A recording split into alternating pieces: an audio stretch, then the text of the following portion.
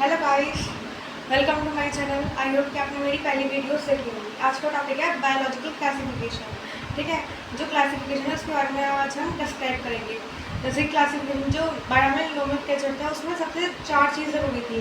Classification, identification, nomenclature, ये सब चीज़ ज़रूरी थी। ठीक है, अब क्लासिफिकेशन करना ही बहुत ज़रूरी है। आप किसी भी चीज़ को अगर हम देखेंगे तो उसका क्लासीफाई नहीं करेंगे तो हमें पता कैसे चलेगा कि वो जो चीज़ है वो किस चीज़ से बिलोंग कर रही है। ठीक है, जैसे हमने कोई इंसेक्ट देखा तो हमें पहले पता होना चाहिए कि वो जो इंसेक्ट है वो किस किंगडम से है या किस स्पीसीज से बिलोंग कर रहा है, किस क्लास से, किस ऑर्डर से। ये सब चीज़ हमें पता होनी चाहिए। जो इसमें जो मेन चीज़ है वो कल क्लासिफिकेशन की है, क्योंकि जो क्लासिफिकेशन है वो क्या है, वो मल्टी प्रोसेस है ना। बाकी जो नोमेनक्लेचर है, आइडेंटिफिकेशन है, ये सब चीज़ें इतना वो नहीं है, लेकिन जो क्लासिफिकेशन है वो ज़्यादा इंपॉर्टेंट है, क्योंकि उसमें हमें कई क्राइटेरिया बताना पड़ेंगे। जैसे किंगडम हो गया, क्लास हो गया, ऑर्डर हो गया, स्पीसीज, जीनस, ये सब इसमें क्लासिफिकेशन में आएंगे। ठीक है, तो जैसे कोई इंसेक्ट है या फिर कोई एनिमल है तो वो किस क्लास से बिलोंग कर रहा है, किस फाइलम से बिलोंग कर रहा है, ठीक है, उसके क्या ऑर्डर है, क्या स्पीसीज है, ये सब चीज़ें हमें बतानी पड़ती है। तो बहुत सारे साइंटिस्ट आए थे, उन्होंने अपने अपने रूल्स बताए। सबसे पहले जो हमारे फादर ऑफ जूलॉजी के थे कौन थे, एरिस्टोटल। एरिस्टोटल ने क्या बताया, उन्होंने बताया था, उन्होंने क्लासीफाई करा था, उन्होंने दो कैटेगरी में डिवाइड कर दिया था, प्लांट और एनिमल्स। ये प्लांट है और ये एनिमल्स है। ठीक है, और प्लांट में भी उन्होंने on the basis of morphological base को उन्होंने डिवाइड कर दिया, हर्ब को, शर्ब को और ट्रीज को। मतलब ट्रीज पेड़ हो गए, शर्ब झाड़ियाँ, और हर्ब जो हरी भरी वो पेड़ पौधे जो होते हैं वो लीफ वो। ठीक है, और जो एनिमल्स है उनको डिवाइड कर दिया। एनिमल्स को भी दो कैटेगरी में डिवाइड करा, जिनके अंदर रेड ब्लड सेल्स हैं वो प्रेजेंट है वो, और जिनके अंदर एब्सेंट है वो। जिनके अंदर रेड ब्लड सेल्स प्रेजेंट है वो एनीमिया, और जिनके अंदर प्रेजेंट है वो एनीमिया। ठीक है, तो ये किसने कहा था, एरिस्टोटल ने। जो एरिस्टोटल थे वो क्या, फादर ऑफ जूलॉजी है। वो बहुत पहले, मतलब बहुत पहले के टाइम पे थे जब उन्होंने ये क्लासीफाई करा था, कैटेगरी में बांट दिया था प्लांट को और एनिमल को। उसके बाद हमारे फादर आते हैं कैरोलियस लीनियस। इन्होंने क्या करा, इन्होंने दो किंगडम क्लासिफिकेशन बताया।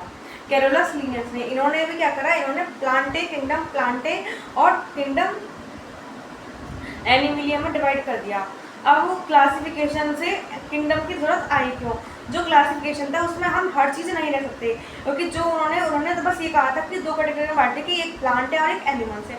लेकिन क्या हम प्लांट में एल्गी को, फंगस को, इन सब को तो हम नहीं रह सकते ना। तो इसलिए इन सब के लिए थोड़ा इसमें थोड़ी मॉडिफिकेशन हुई, जिससे वो क्लासिफिकेशन की जगह किंगडम आ गया।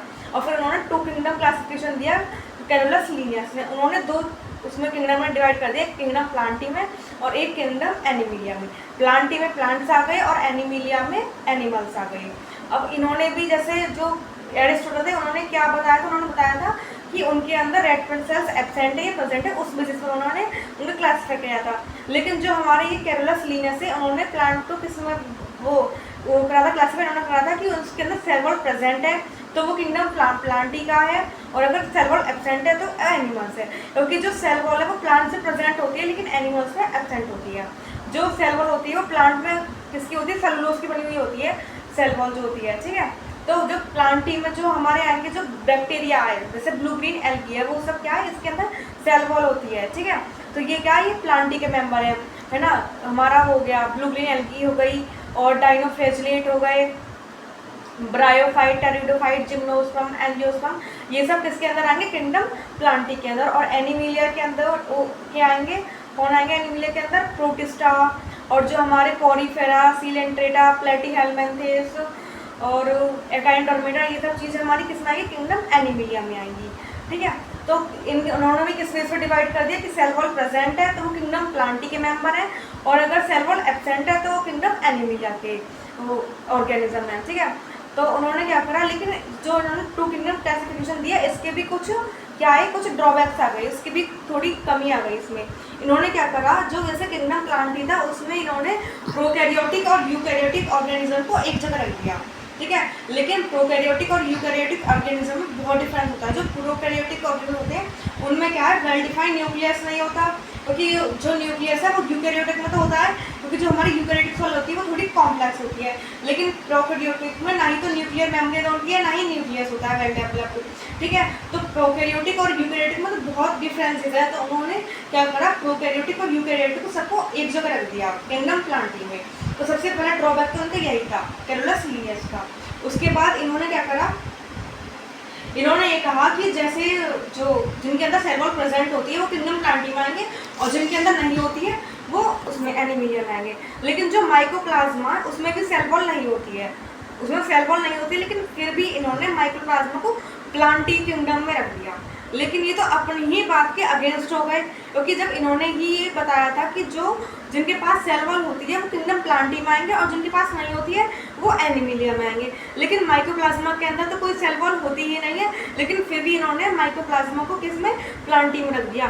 तो ये भी इनका एक ड्रॉबैक था, क्योंकि ये अपनी ही बात के अगेंस्ट हो गए। मतलब इन्होंने कोई बात कही लेकिन इन्होंने अपनी ही बात को कोई मान नहीं रखा, अपनी बात ये खुद ही फॉलो नहीं कर रहे, तो फिर दूसरे लोग कैसे फॉलो करेंगे, ठीक है। सपोज अगर हम भी कोई बात कह रहे हैं, हम कह रहे हैं कि लड़ो मत या ये मत करो वो मत करो, लेकिन हम खुद ही वो काम कर रहे हैं, तो इसका मतलब ये है कि जो हम खुद कह रहे हैं वो खुद ही हम वो काम नहीं कर रहे, ठीक है। तो उन्होंने अपने खुद की बात की कोई वैल्यू नहीं रखी। उसके बाद इनका जो ड्रॉबैक ये था कि जैसे जो हमारे एंजियोस्पर्म और वो जिम्नोस्पर्म होते हैं, ये क्या है, ये एक तरह से मतलब बॉस है, जो प्लांट है वो उनके जो एंजियोस्पर्म और जिम्नोस्पर्म है उनसे से वो बॉस है, क्योंकि जो एंजियोस्पर्म और जिम्नोस्पर्म है यही सबसे ज़्यादा वो मॉडर्न वो है, ठीक है। लेकिन इन्होंने सबको एक जगह रख दिया, एल्गी को भी, फंगस को भी, और उसको ब्रायो को भी, टेरिडो को भी, एंजियो को भी, सबको एक जगह मर्ज कर दिया। लेकिन इन्हें मतलब जैसे सबको अलग अलग वो पोजीशन मिल चाहिए, लेकिन उन्होंने सबको एक जगह रख दिया। तो ये भी इनका क्या था, एक ड्रॉबैक था, ठीक है। तो जो कैरोलस लीनियस थे, इन्होंने जो कैटेगरी किंगडम क्लासिफिकेशन दिया, किंगडम प्लांटी, किंगडम एनीमिलिया, लेकिन इसके भी कुछ क्या ड्रॉबैक्स थे, ठीक है।